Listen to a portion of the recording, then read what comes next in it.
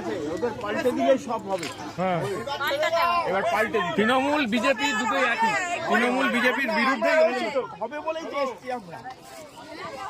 যাতে হয় একটু চেষ্টা করুন। আরে চেষ্টা করলে তবে তো হবে। আমরা জনগণকে হুগলি লোকসভা কেন্দ্রে কমরেড মনোদীপ ঘোষকে কাঁদতে হাতুড়ি তারা চিহ্নে ভোট দিন। তৃণমূল বিজেপির দুর্নীতির বিরুদ্ধে কাঁদতে হাতুড়ি তারা চিহ্নে ভোট দিন। ভোট দিন বাঁচতে, ভোট দিন লড়তে। ইনকলাব জিন্দাবাদ, সিপিআইএম জিন্দাবাদ, ইনকলাব।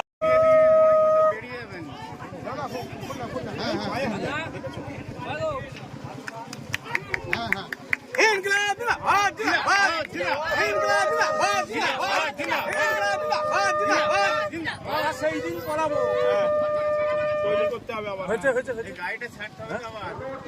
আবার সেই দিন করাবো। হয়ে গেছে এই গাড়িটা ছাড়ে এবার ফাঁকা করতে হবে এখানটা।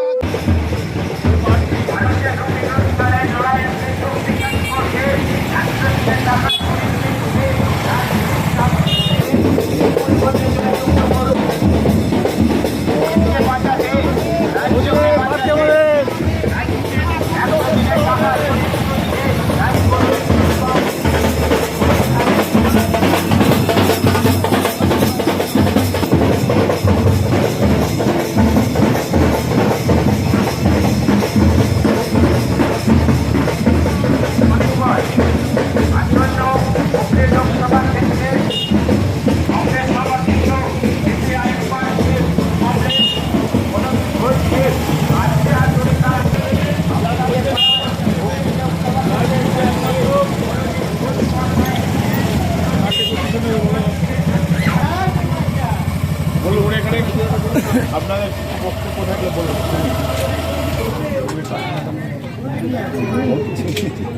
হ্যাঁ, কি হলো? চাষ জমিও হলো না আর কারখানাও হলো না। হ্যাঁ, তাই তো করতে হবে,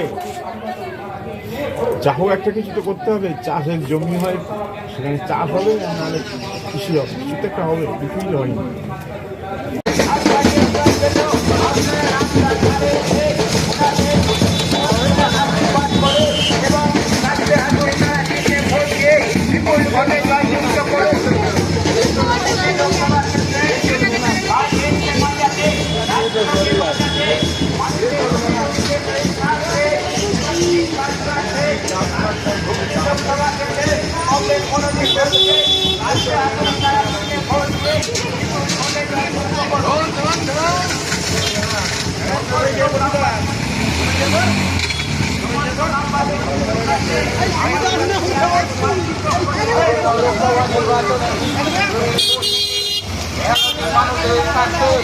হুগলি লোকসভা কেন্দ্রে বর্তমান মনোনীত সিপিআইএম প্রার্থী কমরেড মনোদীপ ঘোষকে কাঁদতে হাতুড়ি তারা চিহ্নে বিপুল ভোটে জয়ী করুন।